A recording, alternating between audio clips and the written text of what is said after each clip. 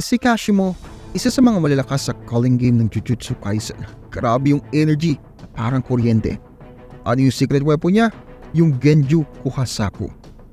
Isang mind-blowing technique na nagtransform sa kanya sa isang halimaw na nagpapataas ng power niya sa sobrang intense level.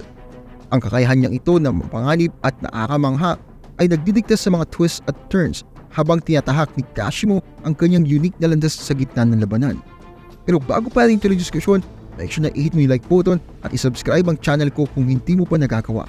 At kung gusto mong ma-notify sa bawat bagong video ko, i-click din yung bell icon. Malaking tulong niya sa akin at sobrang na-appreciate ko yun. Nagawa mo na? Alright, simulan na natin.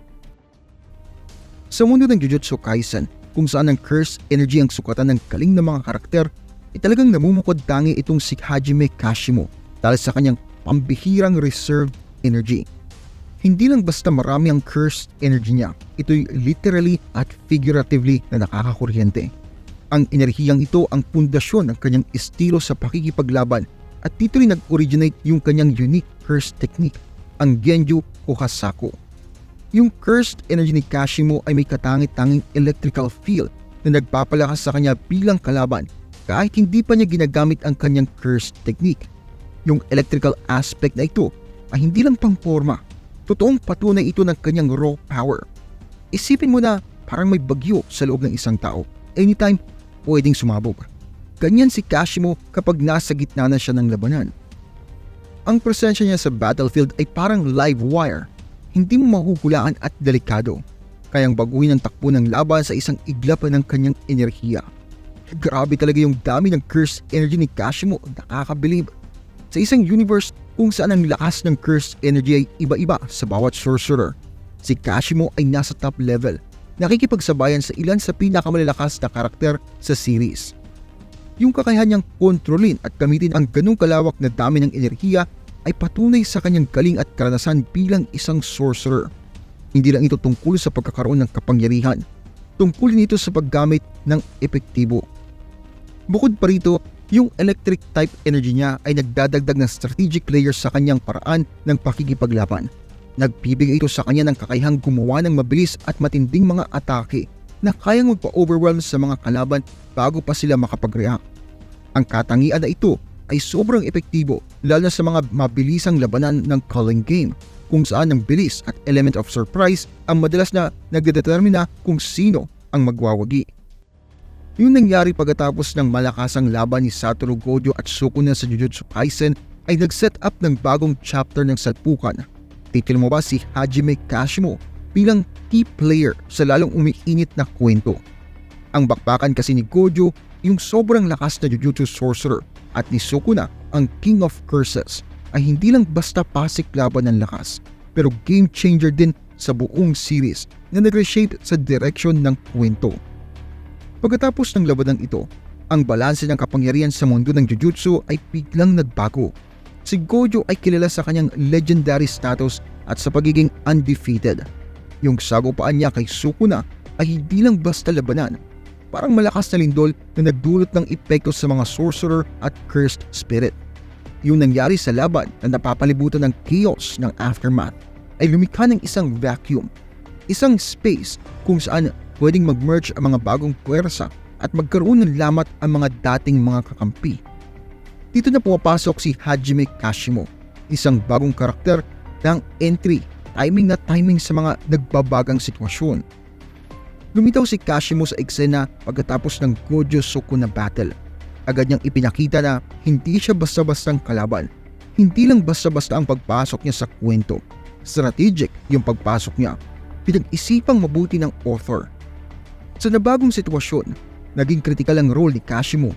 Umupuno siya sa puwang na iniwan ng sagupaan ng dalawang higante. Yung sumunod na pagharap ni Kashimo at Sukuna kasunod ng pag-exit ni Gojo sa labanan ay higit pa sa pagpapatuloy ng laban.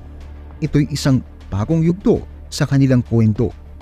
Hindi lang ito tungkol sa physical na lakas, kundi pati na rin sa banggaan ng mga willpower at tactics.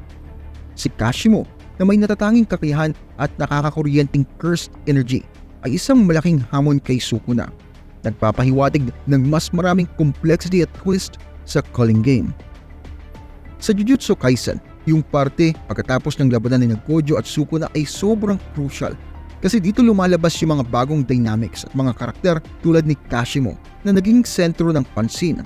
Patunay ito kung gaano kagaling yung series sa pag-evolve ng kwento niya na walang tigil na nakaka-capture ng interest ng audience sa pamamagitan ng sariwang mga sagupaan at mga solid na karakter. Sa komplikadong mundo ng Jujutsu Kaisen, yung pagbubunyag ng curse technique ni Hajime Kashimo na Genju Kohasaku ay parang pagpapakawala ng isang bagyo, hindi lang sa impact kundi pati na rin sa lalim ng strategy. Ang technique na ito ay hindi lang simpleng dagdag sa malupit na cursed energy niya. Ito'y total game changer na nagpapataas ng level niya bilang isang mabangis na kalaban. Ang Genju Kohasaku sa core nito ay isang technique na nagpapahintulot kay Kashimo na gamitin ang kanyang cursed energy sa sobrang unique at devastating na paraan. Ang technique na ito ay sikat sa pagkakaroon ng kakayahang gumawa at mag-control ng electrical currents na nagiging sanhi para maging powerhouse si Kashimo ng pure uncontrolled power. Ang galing niya sa pag-handle ng energy na ito ay patunay niyang kanyang skill at control.